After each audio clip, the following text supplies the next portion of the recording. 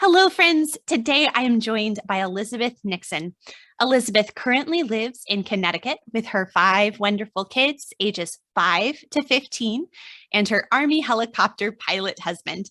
She is an early childhood music teacher and course creator, brand new podcaster, which is exciting, and small business owner of Clap for Classics.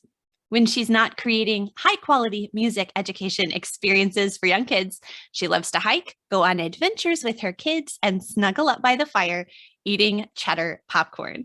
So I have to ask, are you like a pop it on the stove kind of person or in the microwave? Oh no, I am more like, buy it packaged and already cheddared for me Perfect. kind of a girl. Yeah. I love that. Well, I gave the official bio intro there, but can you just tell us a little bit about your family and yourself and then your background with music? Yes, of course. First of all, thank you for having me. I'm really excited. This is my first podcast interview and I'm a little nervous, but I'm so excited. And Amy is a friend and has been a really big support. And so just thank you for having me. I'm excited you're here.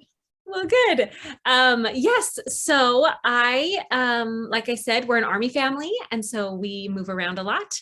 And we love to just make the most of wherever we live. We're never anywhere for more than 3 years or so.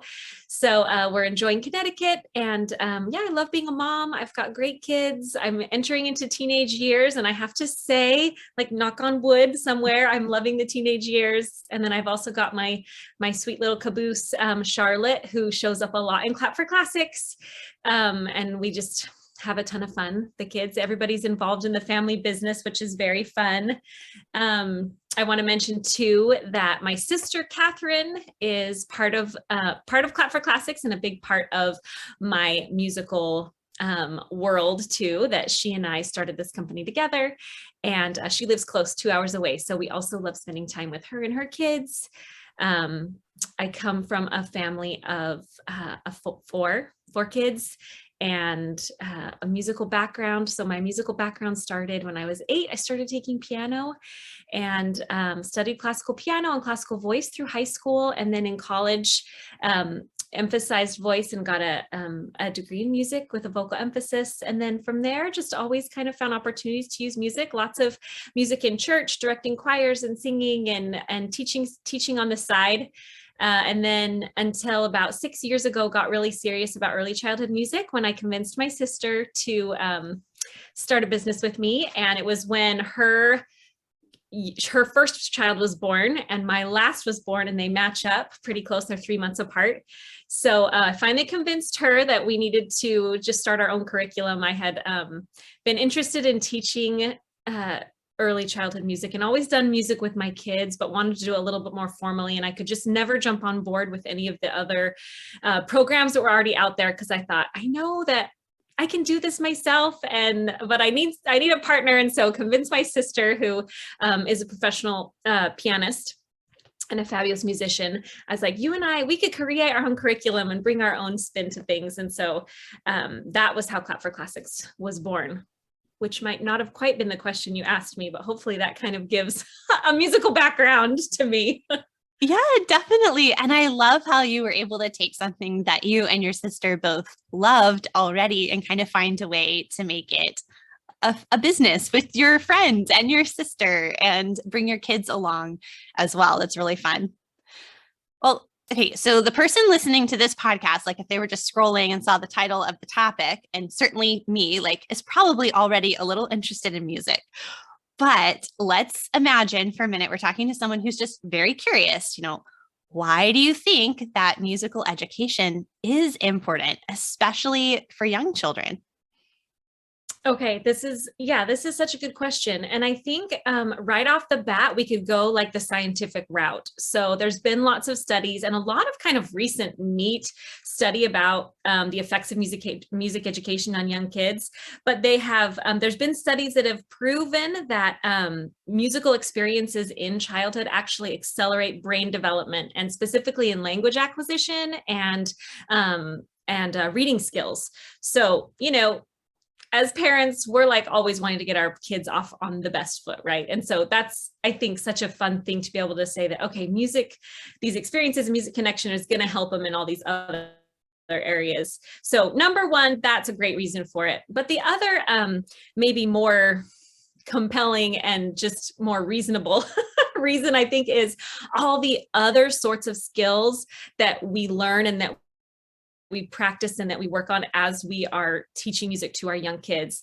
Because, music is such a universal fun and universal part of most kids are drawn to music. I don't know about you and your little ones, but if you put on music for a little kid, they're usually dancing or bopping, or there's something inside them that they're drawn to music. We're drawn to music. And so for little ones that we're not working on like a formal education yet, we're doing play. We're playing and we're learning so much as we play. And so I think for me, music is so playful.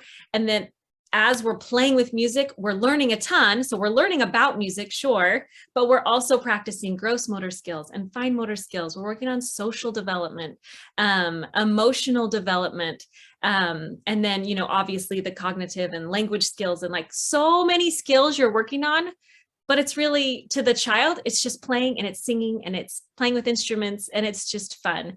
So I think that's a pretty compelling reason for parents to be like, oh yeah, music, we should include this for these little ones.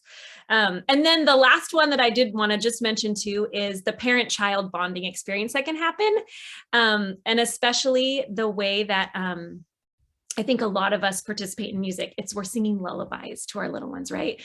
Or at Clap for Classics, we do a lot. We encourage parents a lot to be, engaging with their child. And when you do that, as with really any sort of play that you do with your child, you're bonding, right? And you're nurturing that bond together, which is so important in those early years. So I think music facilitates that as well, just really well. I still remember like doing mommy and me classes with my own mom growing up. That was sort of my early music. I started piano. I actually don't even remember not knowing how to play the piano because it was very young, but it was through a lot of those sort of group situations, at least in those early years. So yeah, I think it's just so valuable to create an atmosphere of that music, right? Where like, I just always thought of myself as someone who loved music. And there's a lot of value in that too, introducing young children, like music is something fun. It's not just waiting until you're old enough to go take your music lesson and check off your practice. And it's like kind of a very formal thing. Music is just something that's a part of our life. So it makes it really delightful. I love that. Yeah, love those early memories too. And I think some of those early memories are really important. Like for you, you've always loved music, but it was because probably your parents at a young age, they exposed you to lots of those things and intentionally, right? And so sometimes I think it's easy, especially nowadays, music is super accessible. Like we can listen to it it's so easy. Wasn't as easy when we were younger. We had to go like buy the CD, right? Or we had to have the cassette tape. It's so easy and accessible right now, but there's so many things fighting for our attention that sometimes we do forget, I think. And it's a good reminder that like this great tool is here at our fingertips. Let's give it to our kids. Like, let's not forget about it. Yeah, definitely.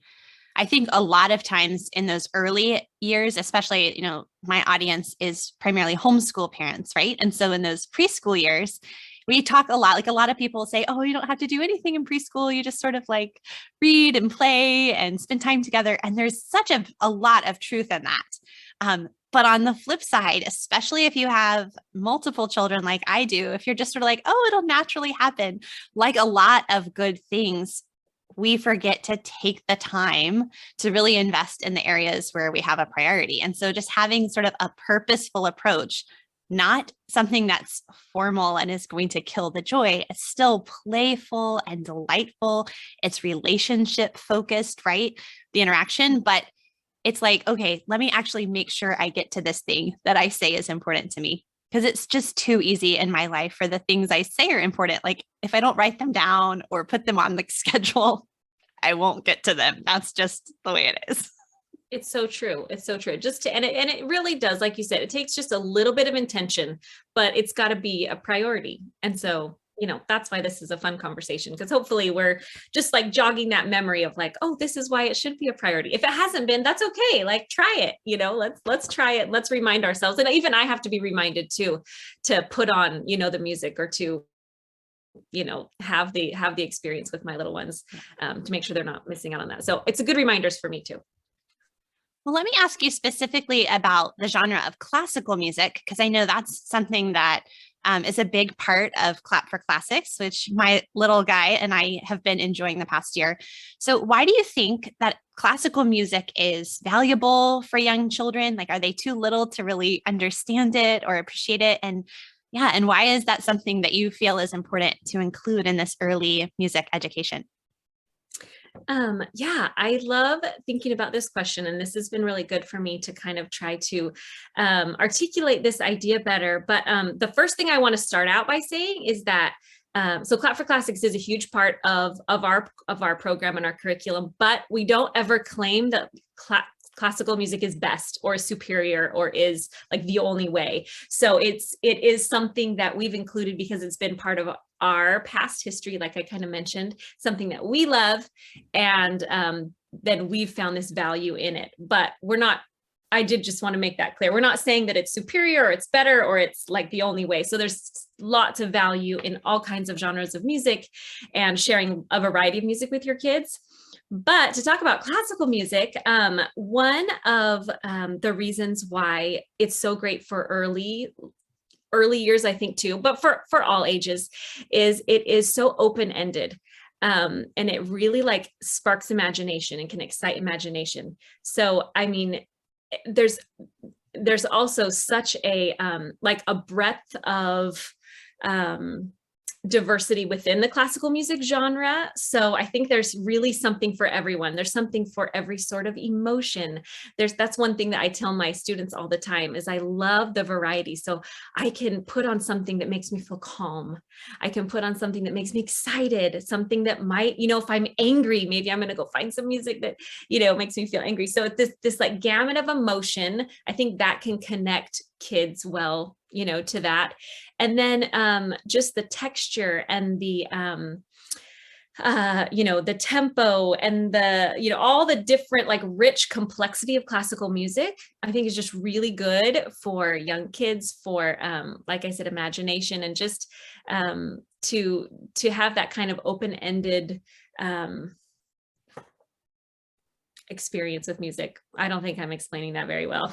No, I think you are. That makes sense. That's what I think of when I think of the classical music, as just the many layers of complexity, and not complexity in the sense of like, oh, it's too hard to understand, because in a sense, it's very approachable. It connects to a very essentially human aspect of ourselves, right? That we can all listen to the same piece of music from little to professional musician and all appreciate the music in a different way. But because it's so complex, like you can take it so many different directions, right? Like you can talk about the rhythm or the color, or someone who's older can understand more of what's going on in the music, but someone who's little can just be like, oh, it was loud and then it was soft, right? Exactly. And I was thinking about like a little not really analogy, but for your listeners and for your family, I know that you focus on like the classics. I see you reading classic literature with your kids, and you're appreciating art and poetry. And one thing I think is so great about music is that, not that all those other things you can't introduce young, because I'm sure you're introducing those things young to your kids too, but music is the one of those that like even a baby, you can put on for a baby and they're going to get something out of it. And they're probably going to get more out of it than we realize. And we don't have to water it down. There's no abridged version we have to share with them. Like we share the real piece, like the master work piece with our babies and with our toddlers, and they're able to experience it. And I think that's just so beautiful. And I love what you said too, just, our littlest ones can appreciate, and then our older kids are going to get something more out of it.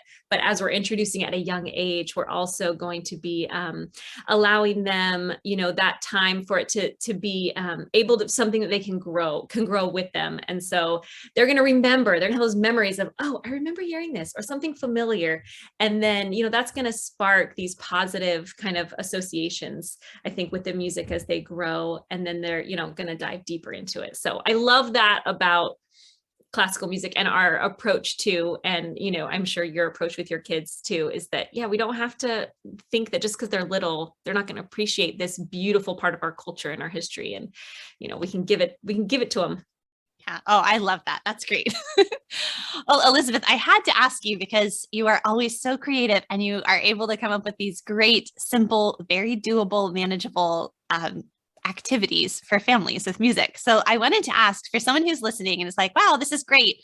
They can turn off the podcast when they're done. And what is like one simple musical activity they could do today with their kiddos?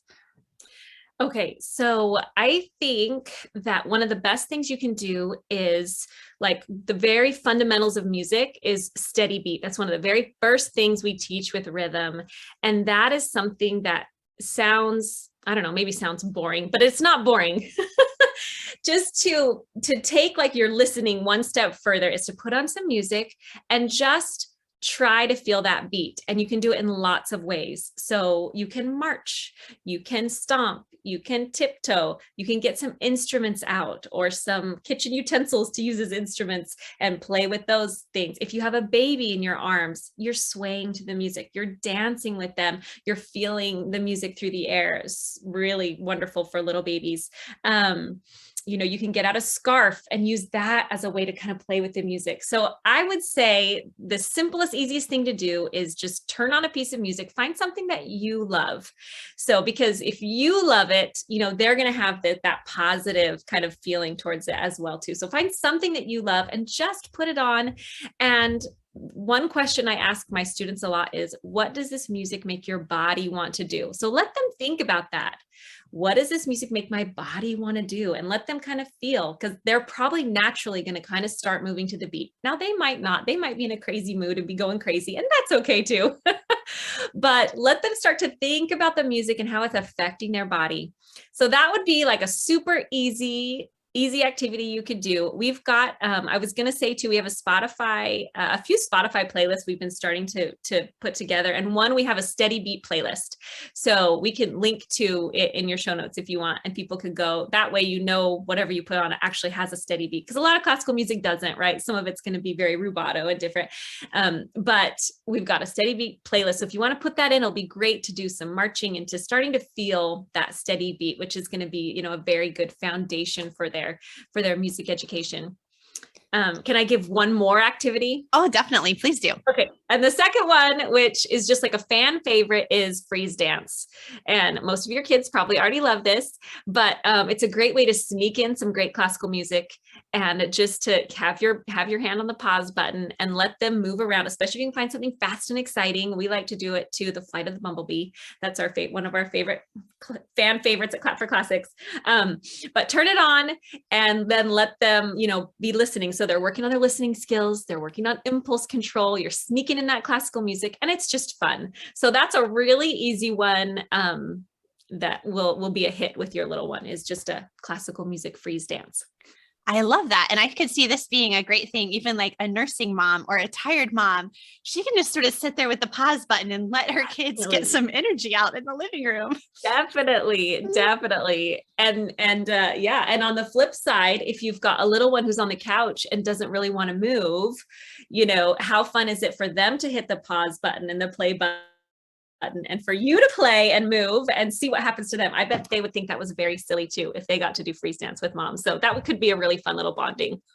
Okay, those are really fun ideas. I will definitely put the link to your Spotify playlist in the show notes. And I would love to hear from anyone who listens and tries that out. I would love for them to let us know how that goes in their living room. That sounds really fun. I'm going to have to do that when we're done. Okay, good.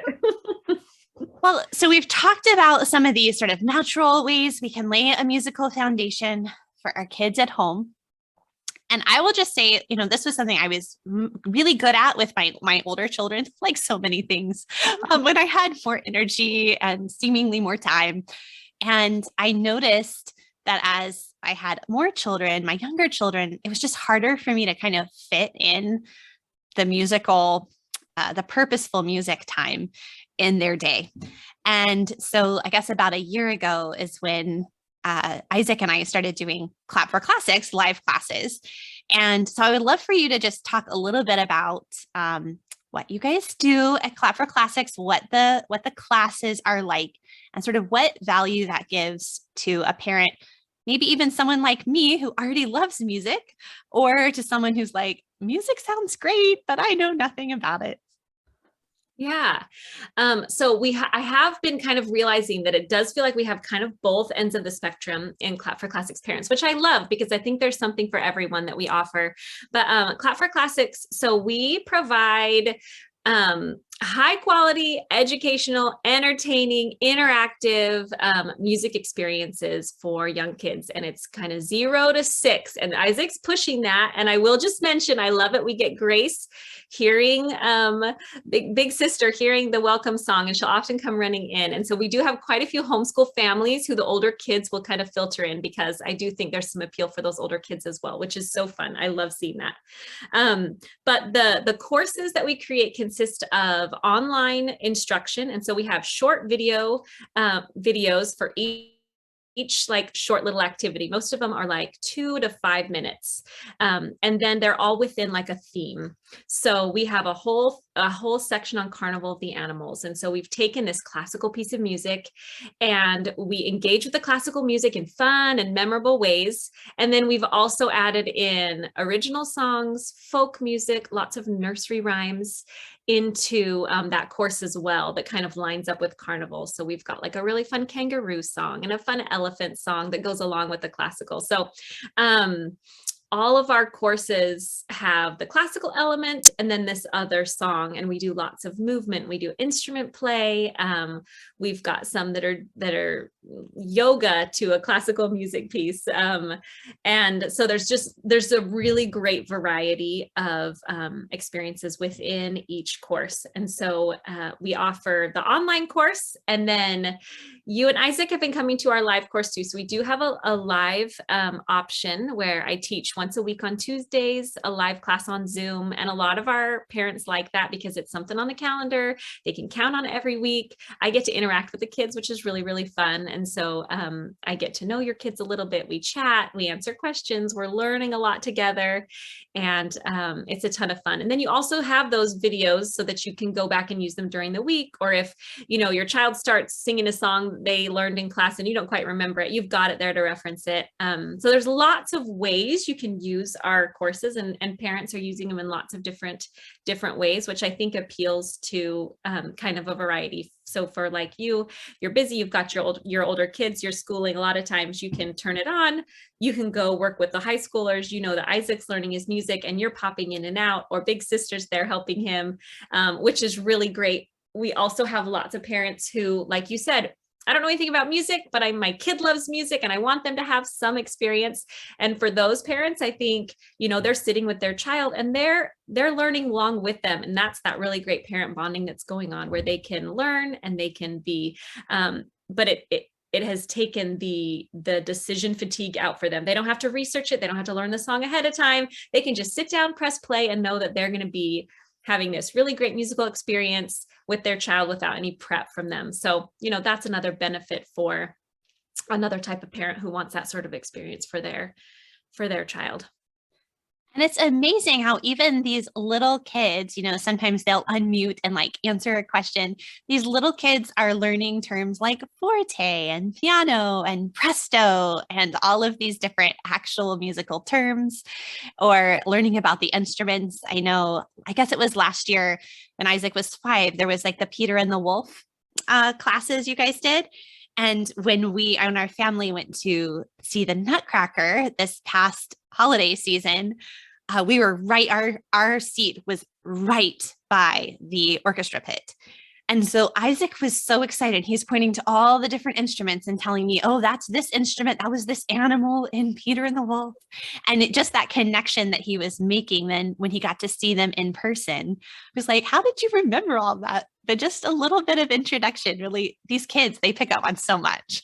Oh, they're just like sponges, aren't they? I love hearing stories like that because, that's why we're doing this, because there's so much beauty in classical music. There's so much to be appreciated, to be learned. And yeah, these kids they do love it. And it's amazing. I've had parents, say, I didn't know my kid knew who Beethoven was or who could say Tchaikovsky. And like they're learning these names of these composers and they know what a composer is. And they, they're experiencing things. And I think I get such a kick out of it, but it is kind of amazing that they can learn these things. They're learning about rhythm, they're learning about form, they're learning all these things so that they're getting a great foundation if they want to study an instrument later, or they're fine tuning their listening skills and they're becoming, the classical music appreciators of the future who we desperately need as well. So, I mean, I think that's one thing that really has motivated us as well to continue in this program is, we're developing the appreciators of this beautiful music for, the next generation. Yes, I can't remember who it was. I heard say this. I wish I could. If I think of it, I'll reference them in the show notes. But the main gist of what this person had said was, don't just focus on raising children who can like play instruments or who can be the performers, but like raise children who can be the audience. Like music needs both sides or it won't work. So that's a really good reminder too. It doesn't mean your kid has to like, go be the next great violinist. They can just be the person who can appreciate the great violinist. And that's important too. It is. It is. Okay. Well, I am super, super excited about your new project, which is a podcast. I know, obviously a big fan of podcasts, but this is a podcast for our children. And I've actually just listened to the first episode with Isaac and Grace and Sophia earlier this week. It was fantastic. And I'll definitely like link it up here in the show notes and everything. But I would like you to kind of tell us a little bit like what is going on in this podcast? Who is it for? What can parents and their kids expect if they listen? Yeah, so it's geared toward kids 2 to 6. And I think we're going to push that a little bit out. I mean, I think your 7, 8, 9-year-olds are going to enjoy it as well. But basically, we're taking, the same type of content that we're creating in our courses and we're putting it in audio format. And so we'll always have a classical music experience on every episode. So, but we're not just like putting on a classical piece and then saying, listen to this, but we're giving them something to do. Right. So, and then we might be even kind of talking over it. So, oh, do you hear how the music changed here? And so that they can really kind of have an experience with the classical music. So there will always be that. And then 1 or 2 other little activities. And so, usually a couple other songs to go with it that are reinforcing some sort of a concept. So in the first episode, we introduce Forte the lion, and he is my co-host. And my husband is the voice of Forte, and he has graciously agreed to co-host the podcast with me, which I'm so excited about because he brings the humor and the silliness. And I think kids really relate to him. So that's super fun. And that's made the project more fun for me too, to have him in there. But so Forte and I are just, we're teaching a musical concept to the kiddos and singing songs, and will get you moving. And, we're trying to also adapt it if you're in the car, because I listen to a lot of podcasts in the car with the kids. So if you're in the car, we give you options to just be tapping your lap or clapping your hands. If you can't be moving around, that's okay. But we have gotten some good feedback already this week. I'm so excited about it. And one parent who, like you, she comes to the class and she's participated in some of our courses, and she says, there's something about it that I like, almost more than, maybe not more, but it's just in a different way, because it's just that auditory experience. And so there's no other distractions. There's nothing on the screen to look at. You have to listen. And, so you have to just like listen even more carefully, I think, to what's going on. And it's just a different experience than the courses. So anyway, I think the kids will like it because Forte's fun and the music is fun and you're, learning. And I think parents will see very quickly that there's a lot of education packed in there as well. And hopefully turn it on often for their little ones to enjoy.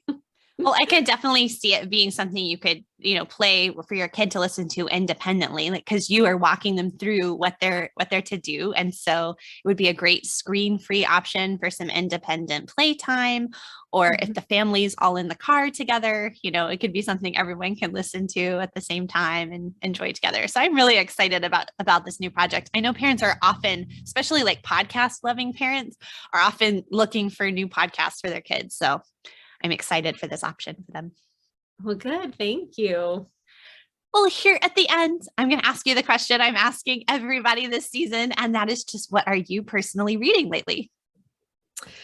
Okay, I told Amy ahead of time this question was stressing me out because for a couple of reasons. Well, one, I used to love to read. I still love to read. I used to read a lot more than I do. And I always have books on my nightstand that are just like right there. And this year I'm actually committing to read more. And so I've been doing some Audible listening, and I just finished this week to something just fun for me. What Alice Forgot by Leanne Moriarty. Loved it. It was great. And then I've also always usually have like a nonfiction on the bedside table. So I've got a book, and I have it written down because I never remember titles. Freeing Your Child from Anxiety. Working on just getting some more tools in my tool belt for my kids. So it's a mom book, but that's also on my nightstand. Well, great. I will put links to those in the show notes as well. Elizabeth, where can people find you all around the internet? Well, the podcast, first of all, Clap for Classics. You can search for that wherever you listen to your podcasts. And then on Instagram at Clap for Classics. And then if you want to check out our courses or anything that we offer, you can go to www.clapforclassics.com. Fantastic. And of course, you can find all of those things in the show notes for this episode at humilityanddoxology.com. Elizabeth, it was really fun to get to chat with you and see you on Zoom, like without Isaac around, much as that's fun too. It was nice to get a grown-up chat this time. It was great. Thank you so much for having me. This was a lot of fun.